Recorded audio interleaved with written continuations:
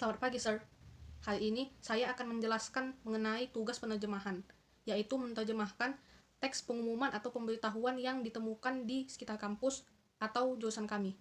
Teks yang saya pilih kali ini adalah pengumuman mengenai pengutipan dana kontribusi Kongres Nasional Kebudayaan Tiongkok, yang mana acara ini adalah acara yang diselenggarakan oleh pihak program studi bahasa Mandarin setiap tahunnya, biasanya itu di bulan 11. Seperti yang bisa dilihat, di sini ada 4 poin mengenai pengumuman yang dimaksud. Ini adalah teks yang sudah saya terjemahkan ke dalam bahasa Mandarin, bisa dilihat. Untuk metode yang saya gunakan dalam penerjemahan adalah metode penerjemahan semantis. Penerjemahan semantis yakni penerjemahan yang memfokuskan pada konteksnya, tapi belum memfokuskan pada unsur budaya dan tidak memperhatikan unsur gramatikal. Penerjemahan semantis ini termasuk ke dalam bagian source language oriented, yang mana dia memfokuskan kepada BSU. Untuk prosedur dan teknik penerjemahan, di sini saya mengambil pendapat Molina dan Albir, yang mana penggunaan istilah teknik penerjemahan didefinisikan bahwa translation techniques as procedure to analyze and classify how translation equivalence works. Dari pengertian ini dapat dipahami bahwa teknik penerjemahan merupakan prosedur untuk menganalisis dan mengklasifikasikan bagaimana suatu kesepadanan tercapai.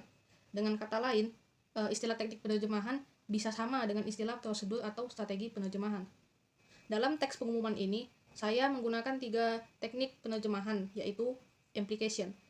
Implication adalah teknik di mana kita menambahkan suatu rincian yang tidak terdapat di TSU dalam TSA. Jadi di sini di bagian judul saya tambahkan USU. Awalnya di TSU dia tidak ada menuliskan USU sebagai pihak penyelenggara, tapi saya tambahkan di TSA dia sebagai pihak penyelenggara, yaitu USU. Ini besu mental atas, yaitu USU. Selain itu, untuk teknik implication ini saya masih menambahkannya di paling bawah. Swarming ini keterangan yang mana di sini kita ada tentang nominal uang. Ini penjelasan mengenai bagaimana mata uang di dalam bahasa Indonesia ditulis dan bagaimana di bahasa Mandarin. Di sini juga ada konversi mata uang dari rupiah ke yuan. Jadi dengan adanya tambahan informasi ini, maka saya mengambil teknik implication yang mana saya harus menambahkan beberapa yang tidak ada di dalam BSU. Yang kedua, saya menambahkan teknik transposition. Teknik transposition ini di mana penerjemahan dilakukan dengan mengubah kategori gramatikal. Misal kata jadi frasa atau frasa jadi kata. Dengan teknik ini hanya terkait dengan teknik pergeseran kategori ya. Misalkan di poin pertama ada kata-kata, ada frasa keperluan pendanaan, itu adalah frasa. Lalu di BSA saya ganti menjadi mendukung, dia hanya jadi satu kata. Jadi ini termasuk transposition, yang mana case-nya di sini dia dari frasa berubah jadi kata. Untuk teknik yang ketiga yaitu generalization. Teknik ini menggunakan istilah yang lebih umum pada BSA untuk mengubah sesuatu yang lebih spesifik di BSU. Misalkan kita lihat poin keempat di pengumuman ini. Poin keempat di situ ada kata PSBM, yang mana PSBM itu singkatan dari program studi bahasa Mandarin.